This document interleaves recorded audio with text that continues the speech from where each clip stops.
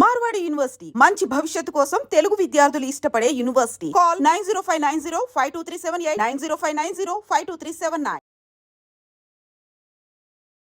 ఓదెలా 2 ఒక ఆడియన్గా చెప్పండి, మూవీ చూసిన తర్వాత ఎలా అనిపించింది?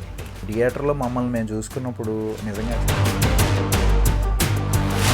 అనుష్క గారికి ఒక అరుంధతి అండ్ తమన్నా గారికి ఒక ఓదెలా 2 ఖచ్చితంగా అదే అంటున్నారు. కానీ నిజంగా ఆవిడకి ఈ సినిమా ద్వారా సంపత్ నంది గారి డైరెక్షన్ సూపర్విజన్ కానీ అశోక్ తేజ గారి డైరెక్షన్ కానీ ఎలా అనిపించింది? ఆయన మాకు సెట్లో వచ్చి నాకు సీన్ ఎక్స్ప్లెయిన్ చేస్తుంటే నాకు కొద్ది టెన్షన్ వచ్చేది. మీరు ఇలాగా ఆ జన్మ బ్రహ్మచారిగా మారిపోవడానికి ఏంటి రీజన్ అసలు? నేను ఇప్పటి వరకు కూడా 22 సంవత్సరాల తర్వాత ఆవిడ నాకు ఫోన్ చేసి ఎందుకు నువ్వు ఇంకా పెళ్లి చేసుకోలేదని అడిగింది. నేను ఆవిడకి చెప్పిన సమాధానం ఏంటంటే,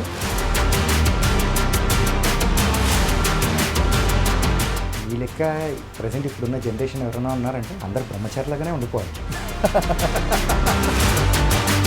మీరు ఒక సైకో కదా, కనిపెట్టేశారా?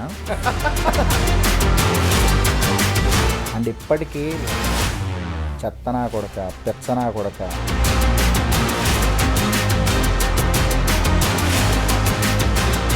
అసలు తెలుగు భాషలో ఎన్ని బూతులు ఉంటాయి.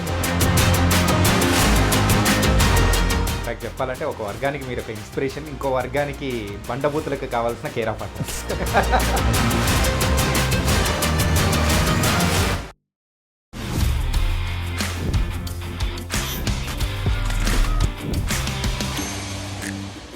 Hi guys, welcome to I dream. నేను మీ చాణక్య. అండ్ థియేటర్స్లో ఇప్పుడైతే రిలీజ్ అయ్యి మనందరినీ కూడా ఎంతగానో అలరిస్తున్న మూవీ ఓదెలా 2. అటు క్రైమ్ పరంగా, థ్రిల్లర్ పరంగా అండ్ డివోషనల్ పరంగా ఇలా అన్ని యాంగిల్స్ అండ్ మెయిన్గా అందరు ప్రేక్షకులకు నచ్చేలా కూడా ఉంది ఈ మూవీ. మరి ఈ మూవీలో యాక్ట్ చేసిన సతీష్ శర్మ గారు ఇప్పుడు మనతో పాటు ఉన్నారు. అండ్ శర్మ గారు అనేటప్పటికీ ఆయనను ఆ జన్మ బ్రహ్మచారిగా అనుకోవాలన్నా లేకపోతే ఇంకా బోల్డ్ అయిన యాంగిల్స్ అనేది కూడా ఆయనలో ఉన్నాయి. సో ఆ యాక్టర్గా ముందుకెళ్తున్నారు కాబట్టి ఆయనతో మాట్లాడదాం. ఆయన హాయ్, నమస్తే. మాతృ సంస్థకు రావడానికి ఎలా అనిపిస్తోంది? చాలా హ్యాపీగా ఉంది. మాతృ సంస్థ అంటే మన వాళ్ళకి అంత తెలుగు వచ్చేలేదు తెలియదు, కానీ యాక్చువల్లీ నేనే క్లారిటీ ఇచ్చేస్తాను. ఓకే. మన ఐ డ్రీమ్ అంటే నాకు ఎంత ఇష్టం అంటే, ఫన్ బిస్కెట్ అని వెబ్ సిరీస్ నేను ఇందులో స్టార్ట్ చేశాను. నాకు ఒక రకంగా చెప్పాలంటే ఒక మంచి మెమొరీ అని చెప్పాలి ఐ డ్రీమ్తో. ఎందుకంటే నాలో ఈ యాంగిల్ కూడా ఉందని నాకు కొత్తగా చూపించింది ఐ డ్రీమ్ మాత్రం. అది ఖచ్చితంగా నేను చెప్పగలను 100%. ఇప్పటికీ ఎవరైనా ఐ డ్రీమ్లో కొన్ని వీడియోస్ చూసి నాకు ఫోన్ చేసి, అన్న మీరు అప్పట్లో అలా ఉండేవారన్నా అంత యంగ్గా, ఇప్పుడు ఏంటన్నా ముసలోడు అయిపోయానంటే ఈ ఫన్ బిస్కెట్ ద్వారానే నన్ను చాలామంది ఆ క్వశ్చన్ అడుగుతూ ఉంటారు. అందుకని సార్కి ఐ డ్రీమ్కి నేను ఎప్పటికీ రుణపడి ఉంటాను. అండ్ టీఎన్ఆర్ గారు నాకు one of the best friend. So నిజంగా ఇక్కడ ఈరోజు మళ్ళీ ఐ డ్రీమ్కి నేను రావడం యాజ్ ఏ, అప్పుడు వర్క్ చేశాను, ఇప్పుడు నేను ఒక గెస్ట్ కింద వచ్చాను, ఒక సినిమా ప్రమోషన్గా పాల్గొన్నాను. అది నిజంగా చాలా హ్యాపీగా ఉంది. ఓదెలా 2 ఎంతో అద్భుతంగా ఉంది, ప్రేక్షకుల మనసులు కూడా గెలుచుకుంటూ ఉంది. మెయిన్గా ఒక డిఫరెంట్ ఎక్స్పీరియన్స్ అనేది కూడా థియేటర్లో ఉన్న వాళ్ళకి ఇస్తుంది అని తెలుస్తూ ఉంటే చాలా హ్యాపీగా ఉంది. అందులో మీరు వన్ ఆఫ్ ద పార్ట్. మీకు ఎలా అనిపిస్తుంది? నాకు ఒక దేవాలయంలో కూర్చున్న ఫీల్ అయితే కలిగింది. ఎందుకంటే నా క్యారెక్టరే నాగసాధువు క్యారెక్టర్. సో అక్కడ డివోషనల్గానే నిజంగానే చెప్పులు లేకుండానే మేము ఒక ఆ భావంతో యాక్ట్ చేసినప్పుడు నేను ఛత్రపతి శేఖర్ గారు అని చెప్పేసి ఛత్రపతి సినిమాలో ఫ్రెండ్ క్యారెక్టర్ వేశారు. ఆయన నేను ఇద్దరు శిష్యులు అనమాట. మాకు గురువు గారు ఉంటారు. ఓకే. సో మా శిష్యులు మేము కొన్ని ప్రశ్నలు అడుగుతూ ఉంటాం, గురువుగారు దానికి జవాబు చెప్తూ ఉంటారు, కథ నడుస్తూ ఉంటుంది. ఇది నా క్యారెక్టర్. అయితే ఆ భక్తి భావన అనేది మేము చేసేటప్పుడే మాకు కలిగింది. సో థియేటర్లో మమ్మల్ని మేము చూసుకున్నప్పుడు నిజంగా చాలా మంచి, అంటే ఇంత పెద్ద స్కేల్ ఉన్న సినిమాలో మేము కూడా ఒక పార్ట్ అవడం అనేది చాలా హ్యాపీ అనిపించింది. అండ్ తమన్నా గారి యాక్టింగ్ ఒక శివశక్తిగా ఆవిడ కూడా కనిపిస్తూ, ఏంటంటే ఇప్పటి వరకు తమన్నా గారిని మేము ఎలా, అంటే ప్రేక్షకులందరూ కూడా ఎలా చూశారంటే ఒక హీరోయిన్గా, సో ఆవిడ గ్లామర్తో కానీ అండ్ యాక్టింగ్తో కానీ ఎంతగానో వేశారు. కాకపోతే ఇందులో కంప్లీట్గా ఒక డివోషనల్ శక్తిగా కనిపించడం చాలా డిఫరెంట్గా అనిపించింది. అవును. లేదు, నాకు కూడా ఫస్ట్ ఈ సినిమా చేస్తున్నప్పుడు నాకు హీరోయిన్ ఈవిడని తెలియదు నాకు. 1 year బ్యాక్ ఆఫీస్కి పిలిచారు నన్ను, నేను వెళ్ళలేదు. అప్పుడు వేరే కారణాలు, నేను స్వయంభూ షూటింగ్లో ఉండి కుదరలేదు నాకు. సినిమా అంతా అయిపోయిందని తెలిసి నేను మామూలుగా జస్ట్ వేరే మన బాలాజీ ప్రసాద్ అని చెప్పేసి ఆయన కలవడానికి వెళ్ళాను. దీనికి వన్ ఆఫ్ ద రైటరు. ఆయన కలవడానికి వెళ్తే సినిమా అయిపోయింది ఇప్పుడు వచ్చారు ఏంటన్నా మీరు అని అన్నాడు. పర్లేదు, నేను నిన్ను కలవడానికి వచ్చాను, సినిమా ఛాన్స్ కోసం కాదు కదా అంటే, సరే ఎలాగో వచ్చారు కదన్నా ఒక ఫోటో తీసుకుంటా అన్నారు.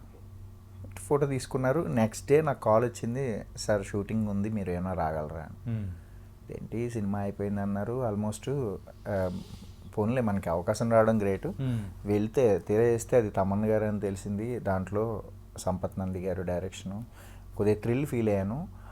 ఈవిడ్ని ఎలా చూపిస్తారా అని అనుకున్నాను నేను థియేటర్లో.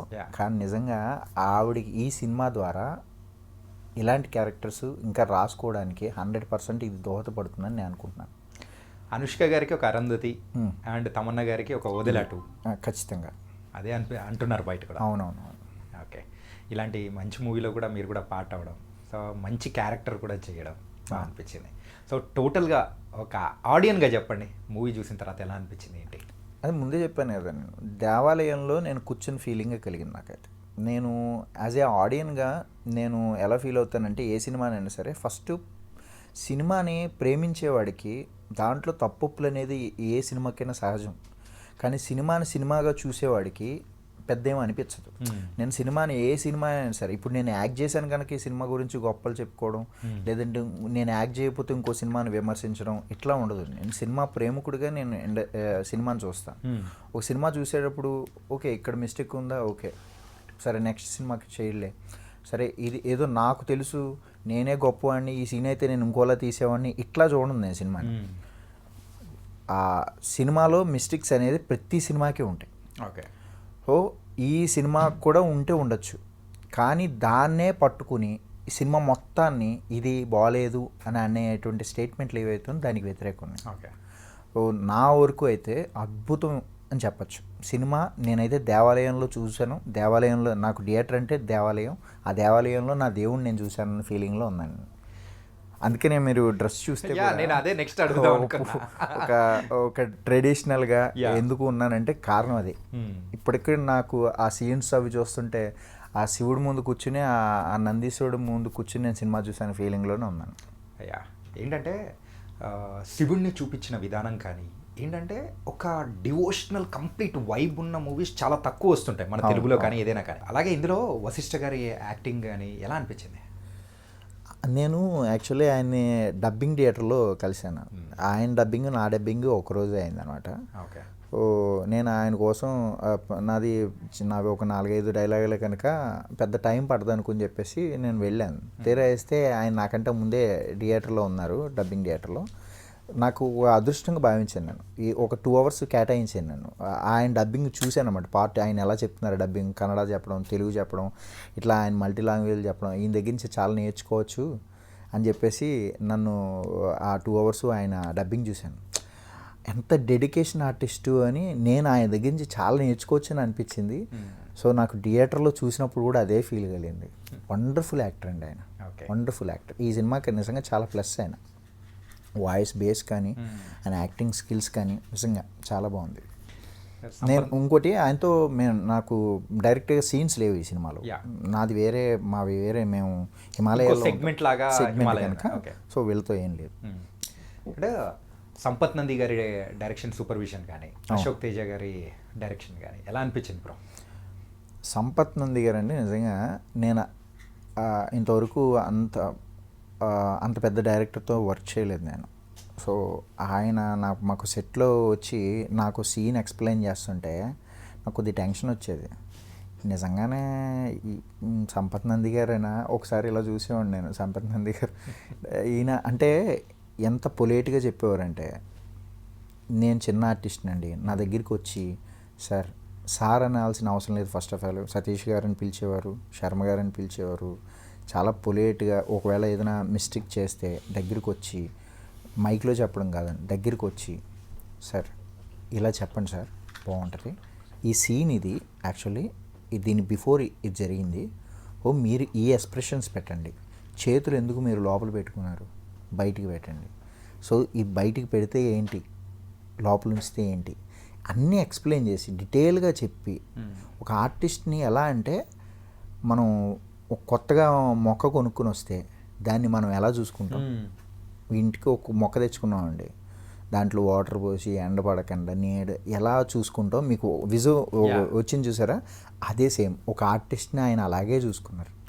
నాకు నిజంగా ఎంత హ్యాపీ అనిపించింది అంటే మళ్ళీ మళ్ళీ ఆయనతో యాక్ట్ ఆయన సినిమాలో వర్క్ చేయాలని అనిపించింది నిజంగా. ఏంటంటే పార్ట్ 3 కూడా ఉందని అంటున్నారు. మేబీ నా అదృష్టం కొద్దీ మళ్ళీ ఆయనతో వర్క్ చేసే అవకాశం వస్తే హ్యాపీ ఫీల్ అవుతాను. ఆ నందీశ్వరుడే ఈ నందితో ఈ సినిమా తీపిచ్చాడేమో అనిపించేలాగా కూడా ఉంది. అవునవును, కరెక్టే. ఆయన అన్నమాట అది.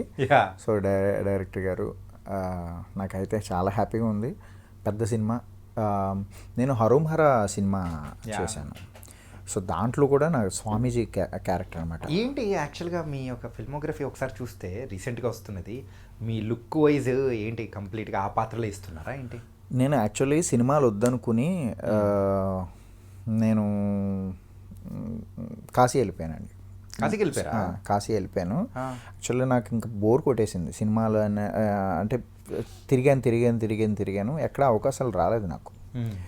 నీకు నాకు డాష్ తేజ గారు ఇచ్చారు అవకాశం, ఫస్ట్ మూవీ. కానీ రావడం 1999 వచ్చా, 99.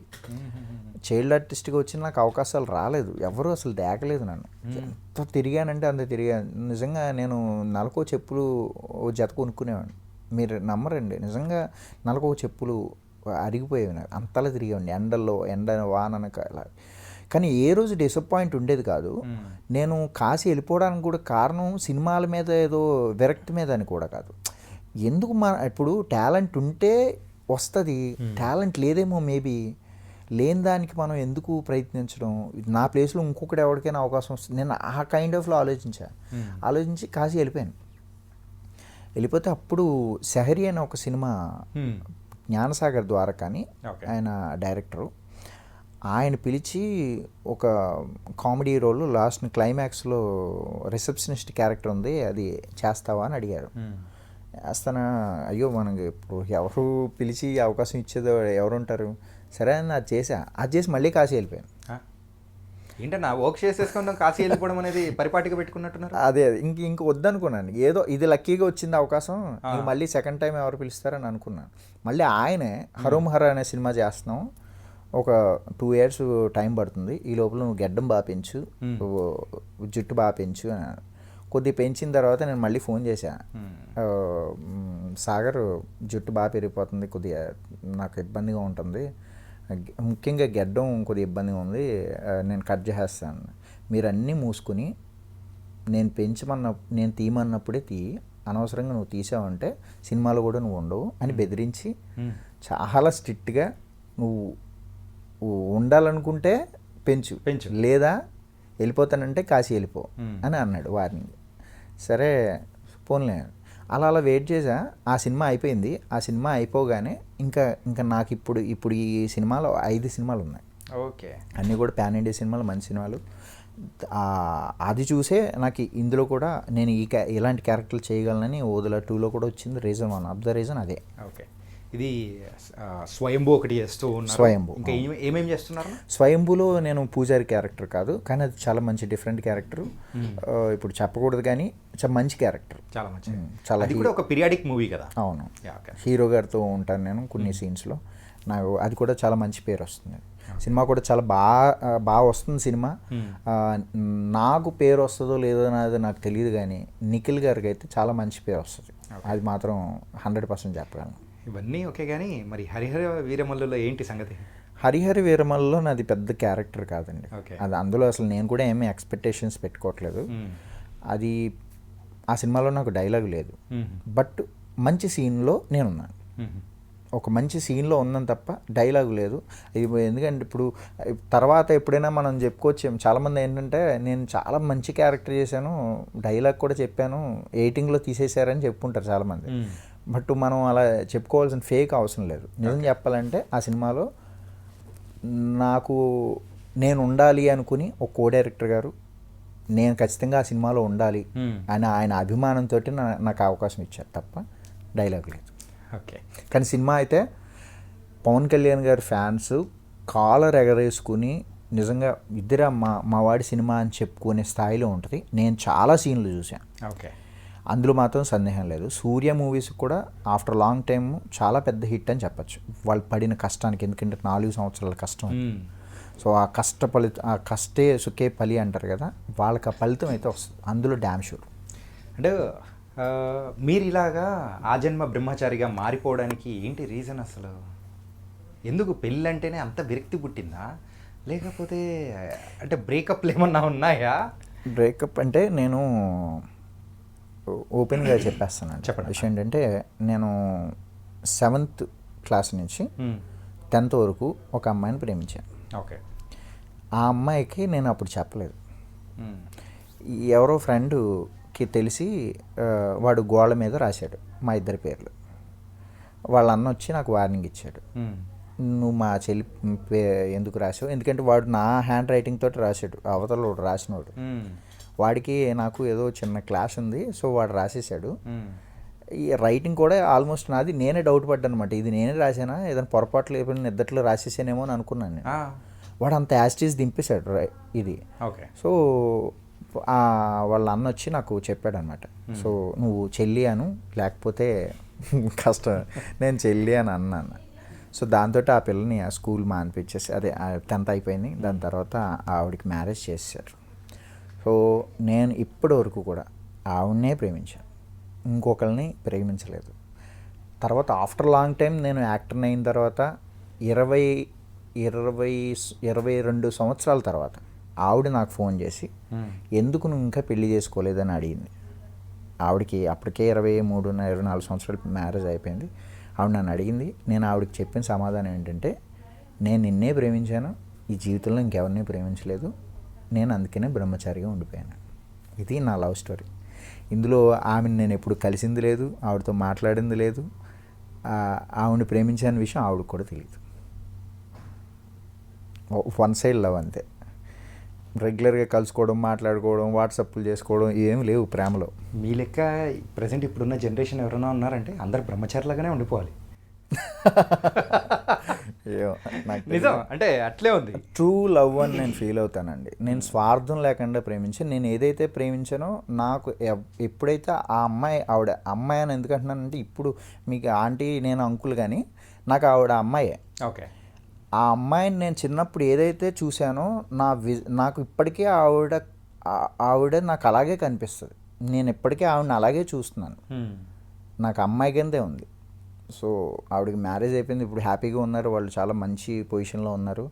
సో ఇది చెప్పుకోవడానికి కూడా నేనేం ఫీల్ అవ్వను, ఎందుకంటే ఆవిడ కూడా ఫీల్ అవ్వాల్సింది. ఎందుకంటే ఇప్పుడు మేము రెగ్యులర్గా కలుసుకోము, ఇంకోటి అంత అన్మెచ్యూరిటీ కాదు ఆవిడ.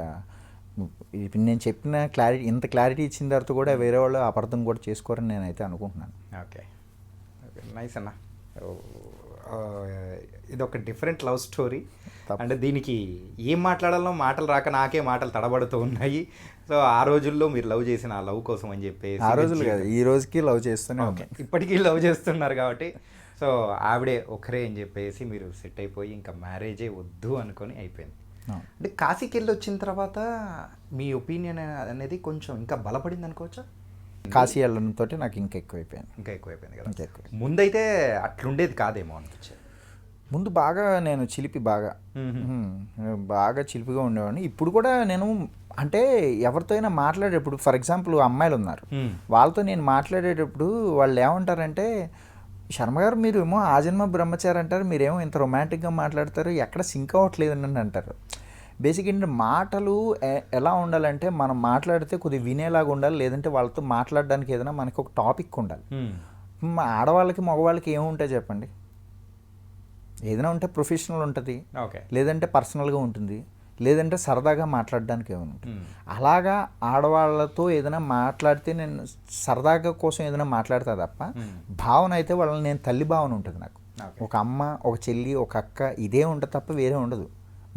నేను ఇంకా చిన్నపిల్ల ఎవరైనా నాకంటే చిన్నపిల్లలు ఉంటే నన్ను అన్నయ్య అని పిలిపించుకుంటాను నేను వాళ్ళ చేత, చిన్నపిల్లల చేత.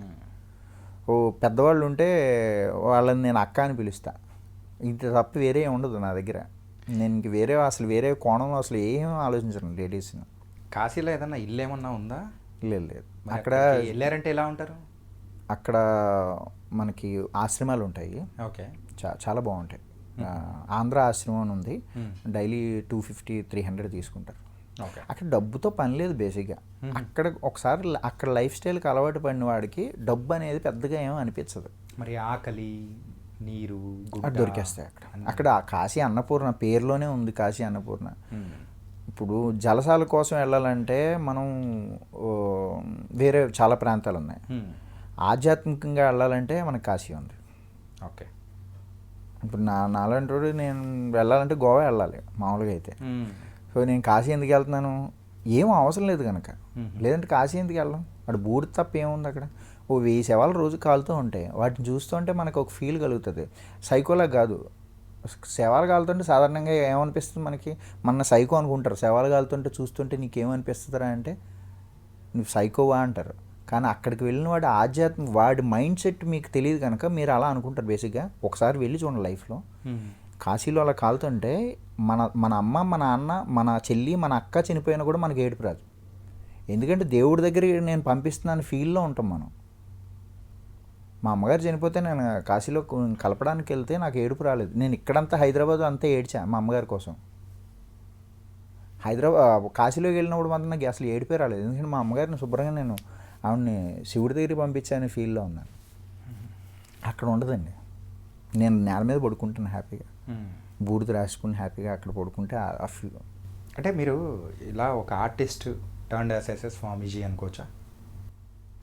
స్వామీజీ అయితే కాదు, ఇలా ఎవరన్నా ఎప్పుడైనా వచ్చి సాధువు కాదు, స్వామీజీ కాదు. ఒక రకంగా చెప్పాలంటే నేను బ్రాహ్మణ్ కూడా కాదు. ఎలా బ్రాహ్మణ్ కాదంటున్నానంటే నాకు ఏమీ మంత్రాలు కానీ నాకేమీ ఇవి రావు. నేను పండిత పుత్త పరమ సుంఠ అంటారు కదా, నన్ను నేను తిట్టుకోవడానికి కూడా వెనకాడిని. ఎందుకంటే మా నాన్నగారు అంత జ్ఞాని. మా నాన్నగారికి వచ్చిన 7 లాంగ్వేజెస్ వచ్చు, ఆయనకి అన్ని లాంగ్వేజ్లు వచ్చు. ఆయనకి మంచి ఇదనమాట ఎక్స్పెక్ట్. బట్ నాకు అందులో 1% కూడా నాకు తెలుగే సరిగ్గా రాదు చెప్పాలంటే. నేను ఇటు బ్రాహ్మణ్గా కూడా జంధ్యం వేసుకున్న ప్రతివాడు బ్రాహ్మణుడు కాదు. జ్ఞానం ఉన్నవాడు బ్రాహ్మణుడు. అయితే బ్రాహ్మణత్వానికి ఏది కులం లేదు, మతం లేదు. చాలామంది అంటే బ్రాహ్మణులు అంటే ఒక కులమేమో అది అనుకుంటారు. మీరు కూడా బ్రాహ్మణ్ అవ్వచ్చు. అది బ్రాహ్మణ్ అవ్వడానికి బ్రాహ్మణ కులంలోనే పుట్టాల్సిన అవసరం లేదు. మీకు ఒక ఉదాహరణకి చెప్పాలంటే ఒక హీరో గారు ఇప్పుడు జంధ్యం వేసుకున్నారు, ఆయన చాలా పెద్ద స్టారు. చాలామందికి తెలియదు ఆ విషయం. ఓకే. మీరు ఒక్కొక్కసారి కొద్దిగా అబ్జర్వ్ చేస్తే మీకు నేను ఎవరన్నానో అనేది మీకు అర్థమవుతుంది. బట్ పేరు చెప్పకూడదు మనం. ఆయన ఇప్పుడు ఆ కోవలో ఉన్నాడు. ఆయన ఆ జ్ఞానాన్ని ఆయన పొందాడు కనుక ఆయనకి వేరే వాళ్ళు ఎవరు వేయించారు ఆయన చేత. అది చాలామంది తెలియక ఈయన వేరే కులంలో పుట్టాడు, ఇది ఎందుకు వేసుకున్నాడు జంధ్యం అని అందరికీ డౌట్ రావచ్చు. మీకు ఈ పాటికి ఐడియా వచ్చి ఉంటుంది. సో అది బ్రాహ్మణ అంటే నేను కాదు అది. సో ఏది కాదు. కానీ మీతో మాట్లాడుతూ ఉంటే జీవితం మీద ఉన్న పర్సెప్షన్ అనేది కూడా కంప్లీట్ చేంజ్ అయిపోయే అవకాశాలు ఎక్కువగా ఉన్నట్టు అనిపిస్తుంది. మీరు ఎలా అనుకుంటున్నారు, కొంతమంది ఏంటంటే నేను చేతకాని వాడిగా ఉండిపోయానని వాళ్ళ భావన. అందుకనే నువ్వు ఇలా మాట్లాడుతున్నావు, సాధించేవాడు ఎవరు ఇలా మాట్లాడరు.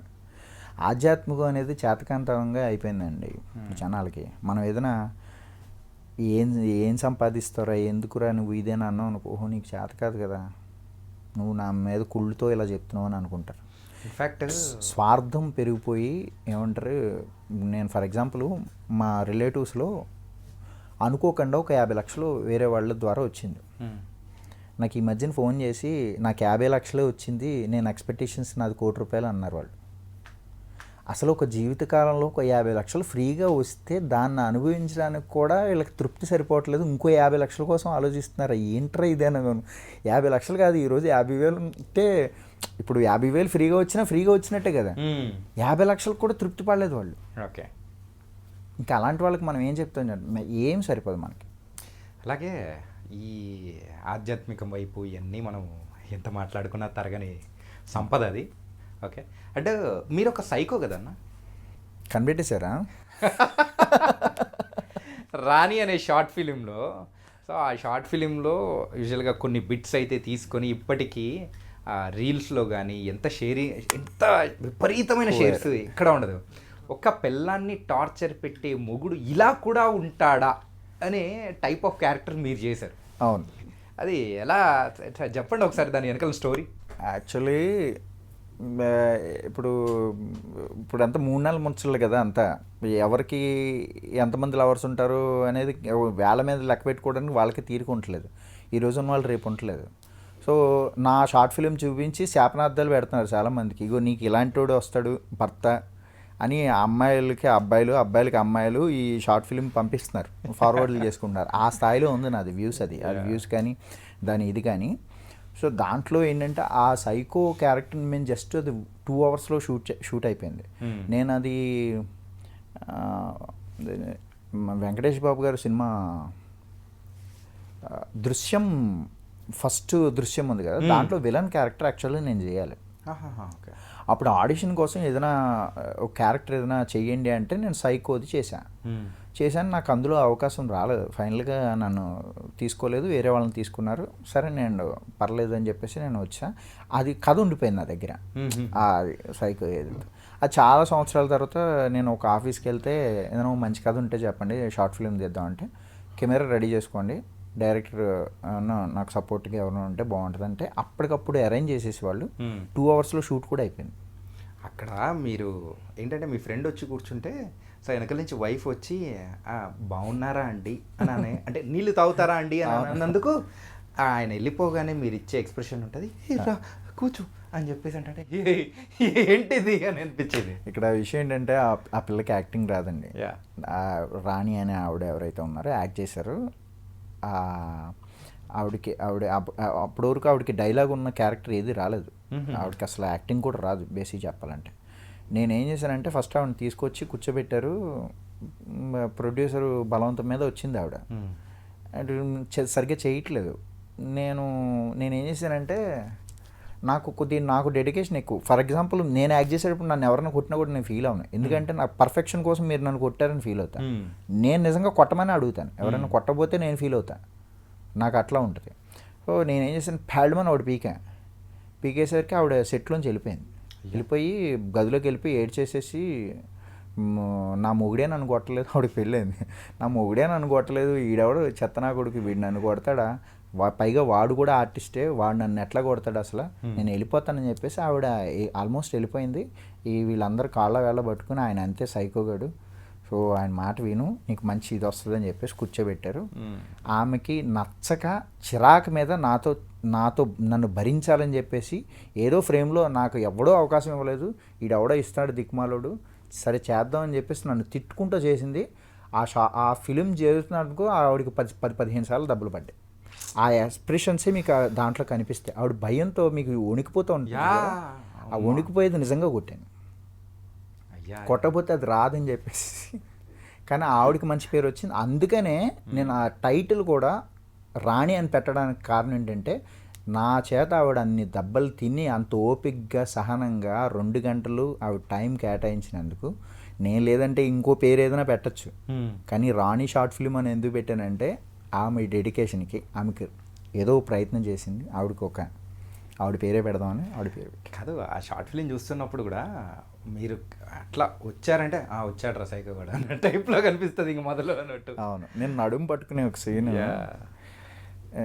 నేను పట్టుకుంటుంటే ఆ సీన్ చూసి చాలామంది రాత్రిలో అది చూస్తుంటే నిజంగా మేమే పట్టుకున్న ఫీలింగ్లో ఉన్నాయా నువ్వు అసలు బ్రహ్మచారి నిజంగా నువ్వేనా అది చేసిందే అని అడుగుతూ ఉంటారు.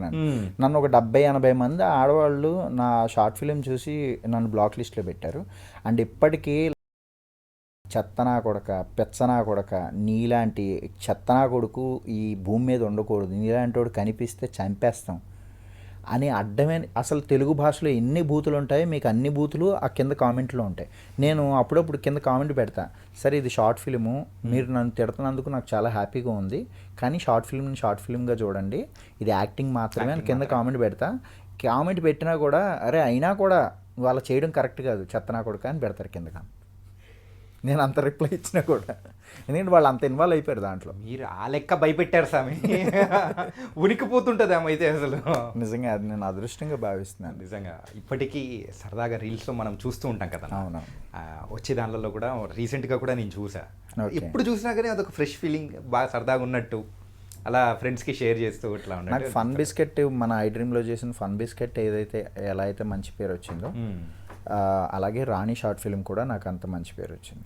ఇప్పుడు సినిమాలు చేస్తున్నాను అంటే కారణం అక్కడి నుంచి ఆ పరంపర అని చెప్పచ్చు, అక్కడి నుంచే నాది అట్లా వచ్చింది. సో చాలా హ్యాపీగా ఉంది. కాకపోతే మిమ్మల్ని ఆ షార్ట్ ఫిల్మ్లో చూసి మళ్ళీ ఇప్పుడు చూస్తే ఎవ్వరు గుర్తుపట్టరు. నాకు తెలిసి మా ఇంటి పక్క వాళ్ళు కూడా ఇప్పటికీ అది నేనని అనుకోరు వాళ్ళు. వాళ్ళు నా ముందే చూస్తూ ఉంటారు, వాళ్ళు నన్ను తిడుతూ ఉంటారు. నేను అంతెందుకు, నేను ఒకసారి రాజస్థాన్ వెళ్తున్నాను, ఎయిర్పోర్ట్లో ఉండి ఎయిర్పోర్ట్లో ఫ్లైట్ టైం అవుతుందని చెప్పేసి కూర్చున్నాను. నా పక్క వాళ్ళు చూస్తున్నారు, అరుపులు వినిపిస్తున్నాయి ఎయిర్పోర్ట్లో. నేను ఇలా చూస్తున్నాను అనమాట, ఇది మన షార్ట్ ఫిల్మ్లో ఉంది ఏంటని చూస్తుంటే వాళ్ళు ఆ కింద కామెంట్లు కూడా చదువుతున్నారు అనమాట. ఇన్ని బూతులు అమ్మ ఎన్ని తిడుతున్నారు ఈయన్ని, ఇవి బాగానే ఉన్నాయి ఇది కామెంట్లు అని చూస్తాను. నేను ఆయన దగ్గరికి వెళ్ళి సార్ ఆ షార్ట్ ఫిల్మ్లో ఉన్నది నేనే సార్ అన్న అని అంటే, అవును సార్ మీరే అన్నాడు. ఇదేంటంటే ముసలోడు అయిపోయారు మీరు అన్నాడు. ముసలోడిని అయిపోవడం కదండి, అప్పుడు ముసలోడిని ఇప్పుడు ముసలోడిని. సో ఏమంటారు అదొక ఇప్పుడు నేను కలర్ వేస్తే ఇప్పుడు కూడా అలాగే ఉంటానని చెప్పాను అనమాట. సో ఆయన ఫ్లైట్లో నాది వచ్చేదాకా దాని గురించే డిస్కషన్ అనమాట. నిజంగానండి మా ఆవిడ లేచిపోయింది. సో దానికి ఇంకో పెళ్ళి అయింది. వాడు ఇలాంటి వాడు దొరికాడో లేదో నాకైతే డౌట్ అండి, నిజంగా దొరకాలని రోజు దేవుడు కోరుకుంటున్నానండి అన్నాడు ఆయన. వాళ్ళ ఆవిడ వెళ్ళిపోయిందంటే ఈ షార్ట్ ఫిల్మ్ నా క్యారెక్టరు వాళ్ళ హస్బెండ్కి రావాలని ఆయన కోరుకుంటున్నాడు. సో అట్లాంటి క్యారెక్టర్ అది. ఇన్ఫ్యాక్ట్ చెప్పాలంటే ఒక వర్గానికి మీరు ఒక ఇన్స్పిరేషన్, ఇంకో వర్గానికి బండబూతులకు కావాల్సిన care of address. Okay, nice అన్న. ఏంటంటే ఇప్పుడు ప్రజెంట్ మీ మంచి మూవీస్ చేసుకుంటూ క్యారెక్టర్స్ స్టెప్ బై స్టెప్ చేసుకుంటూ వెళ్ళిపోవడం అనేది కూడా చాలా ఆనందంగా ఉంది. అండ్ సో ఫైనల్గా మీరు మన ఐ డ్రీమ్కి ఏం చెప్పాలనుకుంటున్నారు, ప్రేక్షకులకి ఏం చెప్పాలనుకుంటున్నారు చెప్పండి. మన ఐ డ్రీమ్కి ప్రేక్షకులకి చెప్పడానికి ఏం లేదు, ఎందుకంటే కంటెంట్ ఎప్పుడు మాట్లాడుతుంది. ఐ డ్రీమ్లో ఉండే ప్రతి కంటెంట్ కూడా జెన్యూన్ కంటెంట్, మంచి కంటెంట్ ఉంటుంది కనుక ప్రేక్షకులకి నేనేం చెప్పను, ఎందుకంటే వాళ్ళు మంచి ఐ డ్రీమ్ ఎప్పుడూ ఆదరించారు కనుక ఈ స్థాయిలో ఉంది. సో నేను కానీ సినిమా ప్రేక్షకులకు మాత్రం చెప్తాను, ఓదెలా 2 చాలా మంచి సినిమా. ఈ సినిమాని ఆదరించండి. ఓటీటీలో మీరు 1 చూశారు, సో ఇప్పుడు 2 కూడా వచ్చింది. ఇది కూడా చాలా మంచి క్యారెక్టరు. సారీ 1లో నాది లేదు క్యారెక్టరు, 2లో ఉంది. సో ఇంకా స్వయంభూ చేస్తున్నాను, హరిహరి వీరమల చిన్నది, మన కానిస్టేబుల్ కనకం అని చెప్పేసి ఒక వెబ్ సిరీస్, తర్వాత మన ఇదేంటి ఆనంద్ దేవరకొండ గారి సినిమా చేస్తున్నాను. అలాగ చెప్పుకుంటే పోతే ఉంటే నాకు 7-8 సినిమాలు లైన్లో ఉన్నాయి. పేర్లు ఇంకా పెట్టలేదు వాళ్ళు, పెద్ద సినిమాలు చేస్తున్నాను అన్నీ కూడా. చాలా ఉంది, హ్యాపీ, నా లైఫ్ హ్యాపీగా ఉంది. ఎప్పుడు సినిమాలు ఇంకా నాకు అవకాశాలు రావు అనుకుంటే అప్పుడు మళ్ళీ కాశీ వెళ్ళిపోతాను. అప్పటి వరకు ఇండస్ట్రీని అట్టు పెట్టుకునే ఉంటాను. మీరు కాషాయం బట్టలు వేసుకొని ఇక్కడే తిరగండి, కానీ కాశీకి మాత్రం వెళ్ళకండి, ఇక్కడే బిజీగా ఉండండి. అది ఇండస్ట్రీ దయ, ఆ అమ్మ ఉంచితే ఉంటాను. మీలాంటి వాళ్ళు ఆశీస్సులు కూడా ఉంటే ఉంటాను. మీ ఆశీస్సులు ఉండాలి. థ్యాంక్ యూ అన్న, రియల్లీ బోల్డ్ అయిన విషయాలు అనేది కూడా షేర్ చేసుకున్నారు. Thank you so much.